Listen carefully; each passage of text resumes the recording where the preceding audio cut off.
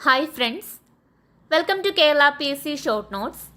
ഇന്ന് നമ്മൾ നോക്കുന്നത് 2024 മാർച്ച് മാസത്തിലെ കുറച്ച് പ്രധാനപ്പെട്ട കറണ്ട് അഫയേഴ്സ് ആണ്. വീഡിയോസ് ഇഷ്ടമാവുകയാണെങ്കിൽ ചാനലൊന്ന് സബ്സ്ക്രൈബ് ചെയ്ത് സപ്പോർട്ട് ചെയ്യണേ, ഷെയർ ചെയ്ത് നിങ്ങളുടെ ഫ്രണ്ട്സിലേക്ക് കൊണ്ട് എത്തിക്കുക. അപ്പോൾ നമുക്ക് വീഡിയോയിലോട്ട് കിടക്കാം. ഫസ്റ്റ് ക്വസ്റ്റ്യൻ, വനം കുറ്റകൃത്യങ്ങൾ തടയുന്നതിനായി 2024 മാർച്ചിൽ കേരള വനം വകുപ്പ് ആരംഭിച്ച പദ്ധതി. ഹാരിയർ. വനം കുറ്റകൃത്യങ്ങൾ തടയുന്നതിനായി 2024 മാർച്ചിൽ കേരള വനം വകുപ്പ് ആരംഭിച്ച പദ്ധതി ഹാരിയർ. കേരളത്തിൽ ആദ്യമായി ഹാരിയർ പദ്ധതി നടപ്പിലാക്കിയത് മൂന്നാർ ചെക്ക് പോസ്റ്റിലാണ്. വനം കുറ്റകൃത്യങ്ങൾ തടയുന്നതിനായുള്ള ഹോക്ക് പദ്ധതിയുടെ ഭാഗമായാണ് ഹാരിയർ പദ്ധതി നടപ്പിലാക്കിയത്. കേരളത്തിൽ ആദ്യമായി ഹാരിയർ പദ്ധതി നടപ്പിലാക്കിയത് മൂന്നാർ ചെക്ക് പോസ്റ്റിലാണ്. വനം കുറ്റകൃത്യങ്ങൾ തടയുന്നതിനുള്ള ഹോക്ക് പദ്ധതിയുടെ ഭാഗമായാണ് ഹാരിയർ പദ്ധതി നടപ്പിലാക്കിയത്. വനം കുറ്റകൃത്യങ്ങൾ തടയുന്നതിനായി 2024 മാർച്ചിൽ കേരള വനം വകുപ്പ് ആരംഭിച്ച പദ്ധതിയാണ് ഹാരിയർ. അടുത്ത ക്വസ്റ്റ്യൻ, ഹരിതകർമ്മസേനയുടെ മാലിന്യ സംസ്കരണ പ്രവർത്തനങ്ങൾ വിലയിരുത്തുന്നതിനായി അവതരിപ്പിച്ച മൊബൈൽ ആപ്ലിക്കേഷൻ ഹരിതമിത്രം. ഹരിതകർമ്മസേനയുടെ മാലിന്യ സംസ്കരണ പ്രവർത്തനങ്ങൾ വിലയിരുത്തുന്നതിനായി അവതരിപ്പിച്ച മൊബൈൽ ആപ്ലിക്കേഷൻ ഹരിതമിത്രം.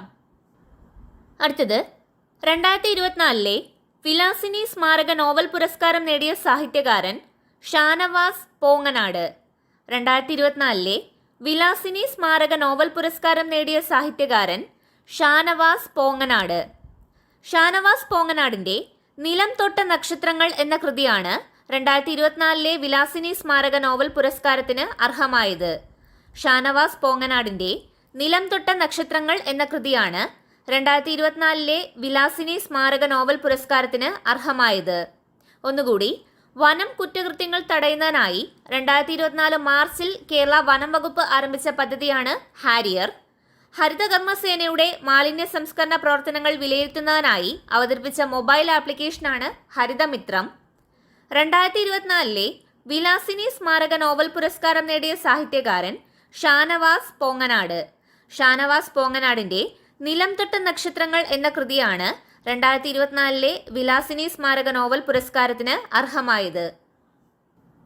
അടുത്ത ക്വസ്റ്റ്യൻ, 2024 തകഴി സാഹിത്യ പുരസ്കാരത്തിന് അർഹനായത് ആരാണ്? Professor MK Sanu. 2024 തകഴി സാഹിത്യ പുരസ്കാരത്തിന് അർഹനായത് പ്രൊഫസർ MK സാനു. കേരള സാംസ്കാരിക വകുപ്പിന് കീഴിൽ പ്രവർത്തിക്കുന്ന തകഴി സ്മാരക സമിതിയാണ് തകഴി സാഹിത്യ പുരസ്കാരം നൽകുന്നത്.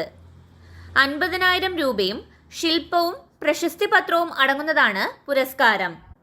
മലയാളത്തിലെ പ്രശസ്ത സാഹിത്യ വിമർശകനായ പ്രൊഫസർ MK സാനു അധ്യാപകൻ, വാഗ്മി, എഴുത്തുകാരൻ, ചിന്തകൻ എന്നീ നിലകളിലും പ്രശസ്തനാണ്. 2024 തകഴി സാഹിത്യ പുരസ്കാരത്തിന് അർഹനായത് പ്രൊഫസർ MK സാനു. കേരള സാംസ്കാരിക വകുപ്പിന് കീഴിൽ പ്രവർത്തിക്കുന്ന തകഴി സ്മാരക സമിതിയാണ് തകഴി സാഹിത്യ പുരസ്കാരം നൽകുന്നത്. 50,000 രൂപയും ശില്പവും പ്രശസ്തി പത്രവും അടങ്ങുന്നതാണ് പുരസ്കാരം. അടുത്ത ക്വസ്റ്റ്യൻ, 2024 മാർച്ചിൽ ഇന്ത്യയിലെ ആദ്യത്തെ ഡോൾഫിൻ ഗവേഷണ കേന്ദ്രം ഉദ്ഘാടനം ചെയ്യപ്പെട്ടത് എവിടെയാണ്? പട്ന, ബീഹാർ. 2024 മാർച്ചിൽ ഇന്ത്യയിലെ ആദ്യത്തെ ഡോൾഫിൻ ഗവേഷണ കേന്ദ്രം ഉദ്ഘാടനം ചെയ്യപ്പെട്ടത് എവിടെയാണ്? പട്ന, ബീഹാർ. ഏഷ്യയിലെ തന്നെ ആദ്യത്തെ ഡോൾഫിൻ ഗവേഷണ കേന്ദ്രമാണ് ബീഹാറിൻ്റെ നിലവിലെ മുഖ്യമന്ത്രി നിതീഷ് കുമാർ പട്നയിൽ ഉദ്ഘാടനം ചെയ്തത്.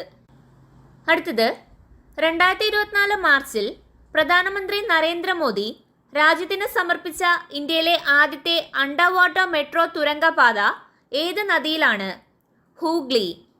2024 മാർച്ചിൽ പ്രധാനമന്ത്രി നരേന്ദ്രമോദി രാജ്യത്തിന് സമർപ്പിച്ച ഇന്ത്യയിലെ ആദ്യത്തെ അണ്ടർ വാട്ടർ മെട്രോ തുരങ്കപാത ഏത് നദിയിലാണ്? ഹൂഗ്ലി. ഹൂഗ്ലി നദിയുടെ അടിത്തട്ടിന് 16 മീറ്റർ താഴെയായി 520 മീറ്റർ നീളത്തിലാണ് ഇന്ത്യയിലെ ആദ്യത്തെ അണ്ടർ വാട്ടർ മെട്രോ തുരങ്കപാത നിർമ്മിക്കപ്പെട്ടിരിക്കുന്നത്. ഹൂഗ്ലി നദിയുടെ പടിഞ്ഞാറുള്ള ഹൗറയെ കിഴക്കൻ തീരത്തുള്ള സോൾട്ട് ലേക്ക് സിറ്റിയുമായി ബന്ധിപ്പിക്കുന്ന കൊൽക്കത്ത മെട്രോയുടെ 16.6 കിലോമീറ്റർ ഇടനാഴിയുടെ ഭാഗമാണ് ഈ എഞ്ചിനീയറിംഗ് വിസ്മയം. തുരങ്കത്തിന്റെ നിരപ്പിൽ നിർമ്മിക്കപ്പെട്ടതിനാൽ ഇന്ത്യയിലെ ഏറ്റവും ആഴത്തിലുള്ള മെട്രോ സ്റ്റേഷൻ എന്ന പ്രത്യേകത ഹൗറ മെട്രോ സ്റ്റേഷന് ലഭിച്ചു. 2024 മാർച്ചിൽ പ്രധാനമന്ത്രി നരേന്ദ്രമോദി രാജ്യത്തിന് സമർപ്പിച്ച ഇന്ത്യയിലെ ആദ്യത്തെ അണ്ടർ വാട്ടർ മെട്രോ തുരങ്കപാത ഏത് നദിയിലാണ്? ഹൂഗ്ലി. അടുത്തത് 17ാമത് മലയാറ്റൂർ പുരസ്കാരം സ്വന്തമാക്കിയ പ്രശസ്ത മലയാള സാഹിത്യകാരി സാറ ജോസഫ്. 17ാമത് മലയാറ്റൂർ പുരസ്കാരം സ്വന്തമാക്കിയ പ്രശസ്ത മലയാള സാഹിത്യകാരി സാറ ജോസഫ്. നോവലിസ്റ്റും കഥാകൃത്തുമായ സാറ ജോസഫിന്റെ എസ്തേർ എന്ന നോവലാണ് 17ാമത് മലയാറ്റൂർ പുരസ്കാരം സ്വന്തമാക്കിയത്. സാറ ജോസഫിന്റെ എസ്തേർ എന്ന നോവലാണ് 17ാമത് മലയാറ്റൂർ പുരസ്കാരം സ്വന്തമാക്കിയത്.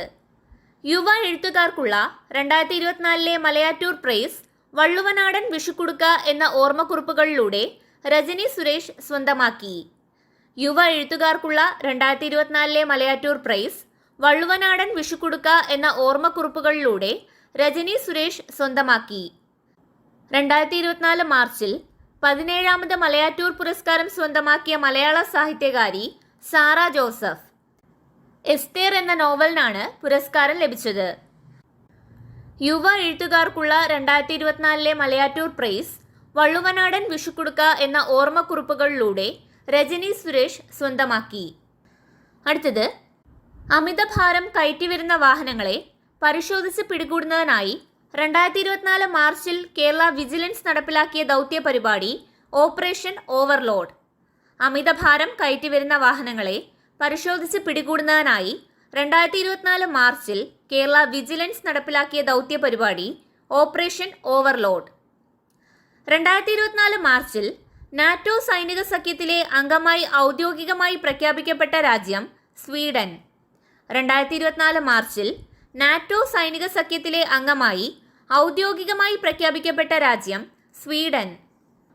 അമേരിക്കയുടെ നേതൃത്വത്തിലുള്ള സൈനിക സഖ്യമായ നോർത്ത് അറ്റ്ലാന്റിക് ട്രീറ്റി ഓർഗനൈസേഷൻ എന്ന നാറ്റോയിലെ 32ാമത്തെ അംഗരാജ്യമാണ് സ്വീഡൻ. രണ്ടാം ലോകയുദ്ധത്തിന് ശേഷമുള്ള നിഷ്പക്ഷ സൈനിക നിലപാടിൽ നിന്നുള്ള സ്വീഡന്റെ മാറ്റം കുറിക്കുന്നതാണ് നാറ്റോ പ്രവേശനം.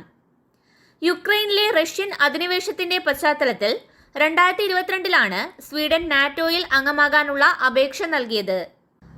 നോർത്ത് അറ്റ്ലാന്റിക് ഉടമ്പടി പ്രകാരം നാറ്റോ നിലവിൽ വന്നത് 1949 ഏപ്രിൽ 4 ബെൽജിയത്തിലെ ബ്രസൽസ് ആണ് നാറ്റോയുടെ ആസ്ഥാനം. 2024 മാർച്ചിൽ നാറ്റോ സൈനിക സഖ്യത്തിലെ അംഗമായി ഔദ്യോഗികമായി പ്രഖ്യാപിക്കപ്പെട്ട രാജ്യം സ്വീഡൻ. അമേരിക്കയുടെ നേതൃത്വത്തിലുള്ള സൈനിക സഖ്യമായ നോർത്ത് അറ്റ്ലാന്റിക് ട്രീറ്റി ഓർഗനൈസേഷൻ എന്ന നാറ്റോയിലെ 32ാമത്തെ അംഗരാജ്യമാണ് സ്വീഡൻ. നോർത്ത് അറ്റ്ലാന്റിക് ഉടമ്പടി പ്രകാരം നാറ്റോ നിലവിൽ വന്നത് 1949 ഏപ്രിൽ 4 ബെൽജിയത്തിലെ ബ്രസൽസ് ആണ് നാറ്റോയുടെ ആസ്ഥാനം. ഒന്നുകൂടി, 17ാമത് മലയാറ്റൂർ പുരസ്കാരം സ്വന്തമാക്കിയ പ്രശസ്ത മലയാള സാഹിത്യകാരി സാറ ജോസഫ്.